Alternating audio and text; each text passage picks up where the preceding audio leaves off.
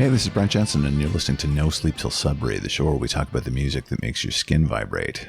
The show is brought to you by Pariah Pickups, makers of quality handcrafted guitar pickups down in Detroit City. And the good folks at Pariah have provided the show with a special discount code exclusively for No Sleep Till Sudbury listeners. That discount code, of course, is Vibrate. Check them out. They're doing some really good things. PariahPickups.com. Go shopping, folks.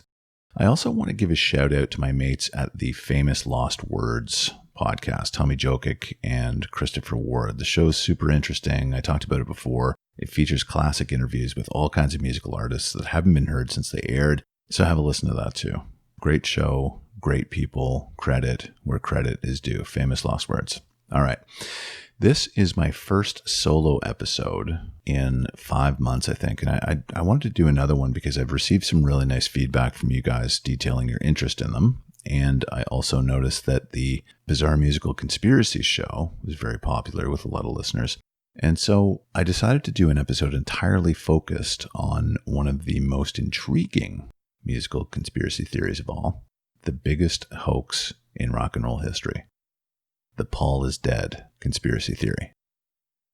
There had been whispers that Beatle Paul McCartney had been killed in a car crash, and to spare the public from grief, the surviving Beatles replaced him with a lookalike, and it was believed that the band subsequently left secret messages and clues in their music and album artwork to communicate this fact to their fans. A little more than 50 years ago, on October 12, 1969, a DJ from Detroit radio station WKNR-FM named Russ Gibb inadvertently gave rise to the whole Paul is dead controversy on a global scale. An unknown caller called into the show and told Gibb to put on the Beatles' White Album and spin the introduction to Revolution 9 backwards. Gibb went ahead and did it on the air and claimed to have heard the words, "Turn me on, dead man." At that moment, the theory began to take shape, and the supposed clues began to reveal themselves one by one. The Beatles were concealing a secret. Paul McCartney was killed in a car crash 3 years before, and the band had replaced him with a stand-in. Fans began searching Beatles records for clues, and speculation ran rampant. And all this time later, the Paul is dead phenomenon remains the most bewildering and well-known musical conspiracy theory of all, to the point where it's woven itself into the very fabric of Beatles history. Rumors began to circulate in London long before that, around early 1967, that Paul McCartney had died in a traffic accident on the M1 motorway on November 9, 1966. Even though the Beatles refuted the rumor, the public began looking for clues via hidden messages in song lyrics and in messages embedded on records that could only be heard when the record was spun backwards, a recording technique that came to be known as backmasking. In November 1968, the Beatles released their self-titled double LP, which is more commonly known as the White Album, and it featured a song called Glass Onion, which was largely John Lennon's response to the Paul is dead talk.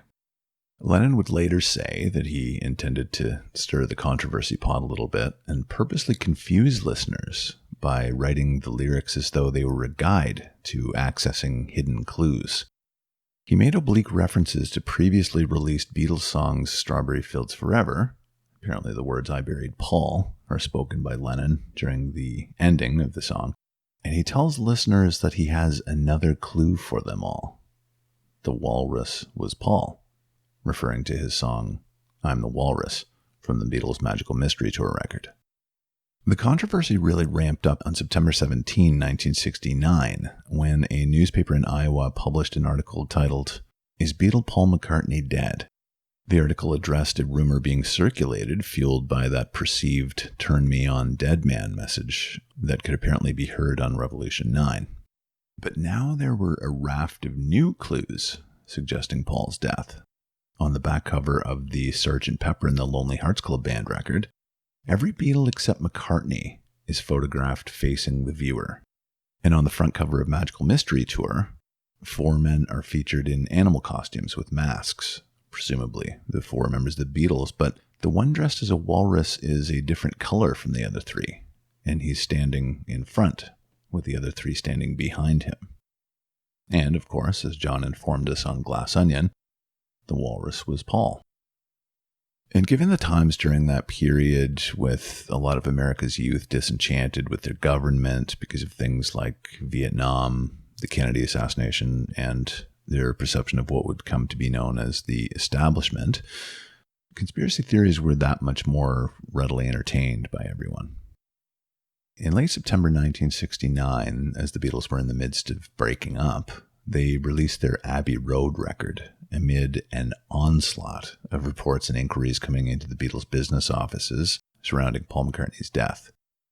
It got to the point where Beatles press officer Derek Taylor was forced to formally respond via press conference that the rumors of Macca's death were just that, rumors. But tensions within the band resulting from their differences in choice of new business manager after Brian Epstein's death, and John Lennon's private announcement to the Beatles' inner circle that he would be leaving the group, left Paul McCartney distraught, and he isolated himself, withdrawing to spend more time with his wife Linda and his 2 daughters at his farm in Scotland. And this, of course, contributed to the overall escalation of the controversy. Shortly after DJ Russ Gibb touched off that international firestorm by spinning the White Album backwards and discussing the whole conspiracy theory on the air in Detroit, the Michigan Daily newspaper ran a review of Abbey Road featuring the headline, "McCartney Dead, New Evidence Brought to Light." It identified even more clues to McCartney's supposed death on Beatles album covers, particularly on the new Abbey Road record sleeve. After that, things just went right out of control. Russ Gibbs' station, WKNR, aired a 2-hour-long program called The Beatle Plot, as mainstream radio stations across North America started to pick up the story too. Around this time, scrutinization of the countercultural influences of artists like the Beatles, the Stones, Bob Dylan really took flight, and things started to get a bit ridiculous. People began to publicly voice their beliefs that beginning sometime around the early part of 1966, each song from these artists became personal messages that had to be scrutinized because they acted as specific guidelines on how life should be lived. For these individuals, the very specific Paul is dead conspiracy theory was this. Paul McCartney had an argument with the rest of the band during a recording session. He became enraged, drove off angrily, crashed his car, and was decapitated. To mitigate public sadness and to keep the Beatles band going, the surviving band members replaced him with a McCartney lookalike, a feat that would be a lot easier because the Beatles had recently decided to retire from giving live performances. And it was said that the stand-in was an orphan from Scotland whose name was William Shears Campbell, and the remaining Beatles had trained him to impersonate Paul McCartney. And this whole replacement was apparently ordered by Britain's MI5 because of their concern that the general public wouldn't be able to handle McCartney's death. After this elaborate plot had been put into place, the surviving Beatles were then said to be consumed by guilt by their deceptive role in this whole scheme. And this is the reason why they began to embed clues and messages in their music and album artwork so that they could share the real truth with Beatles fans. Not surprisingly, the cover of the Abbey Road record was a treasure trove of interpreted messages communicating McCartney's death. The 4 band members are shown walking in single file, crossing the street. Now, this was believed to be a depiction of a funeral procession. Lennon was at the front, dressed in an all-white suit, appearing to symbolize some sort of religious, heavenly figure, a priest maybe. Ringo Starr is directly behind him, dressed in all black, representing the Undertaker.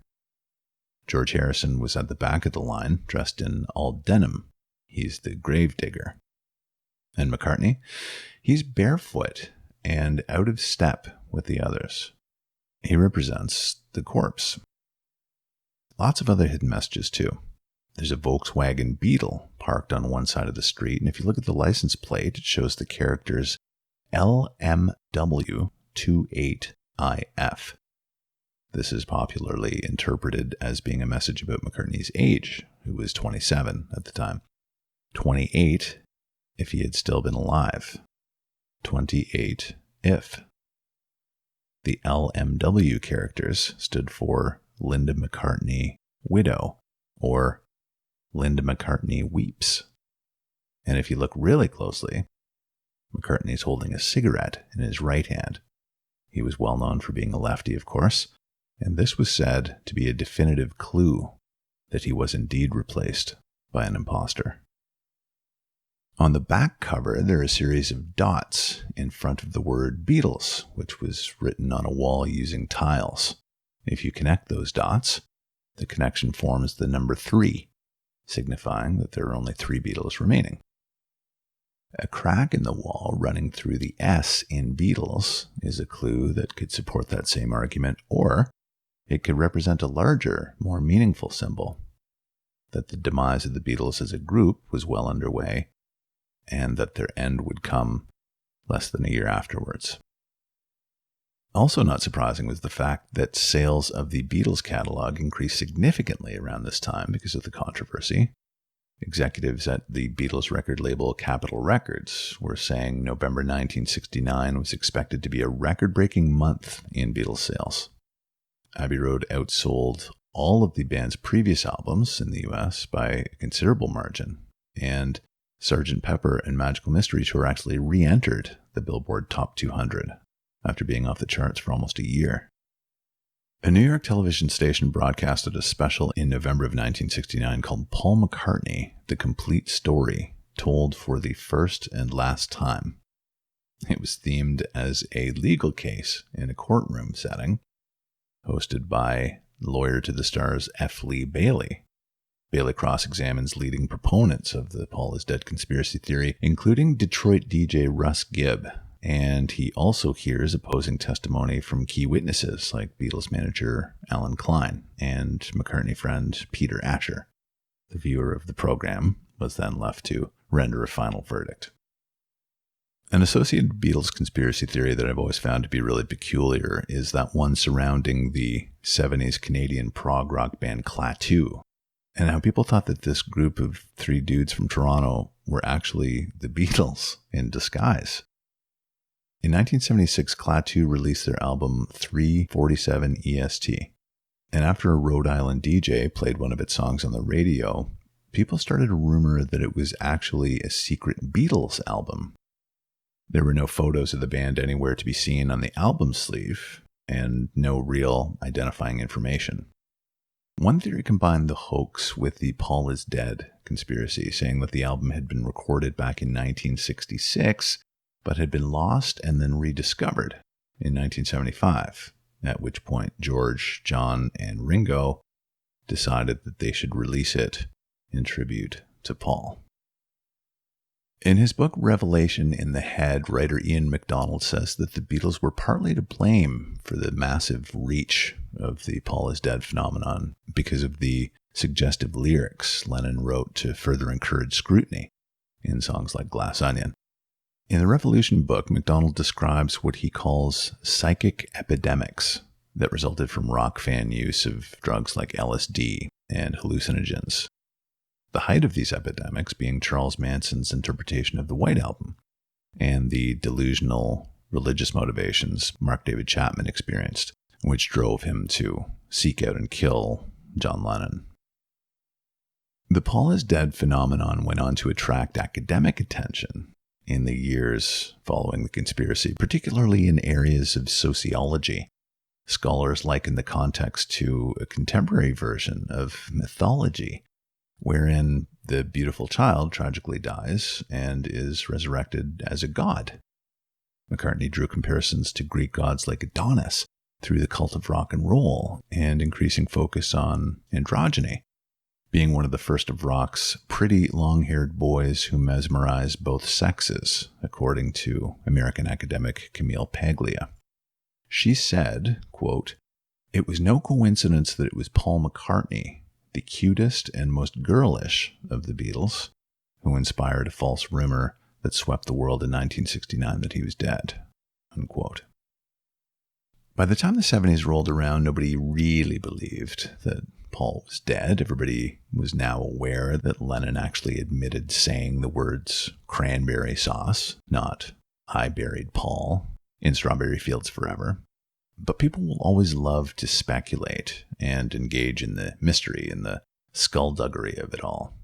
Oh, and speaking of skulls, actually, on the back cover of the Abbey Road record, just to the right of the word Beatles, you can see a skull with one side of the cranium flattened, which is supposedly indicative of the injury that Paul McCartney suffered upon being killed. Paul McCartney didn't immediately think that all of this stuff was very funny, but he would later come to embrace the phenomenon, and he even released an album in 1993 called Paul is Live, complete with a fresh take of the iconic Abbey Road album cover. The Paul is dead legend might live on, but thankfully, the legend himself does too. Long live Paul McCartney. This has been No Sleep Till Sudbury with Brent Jensen. Till next time, folks, take good care.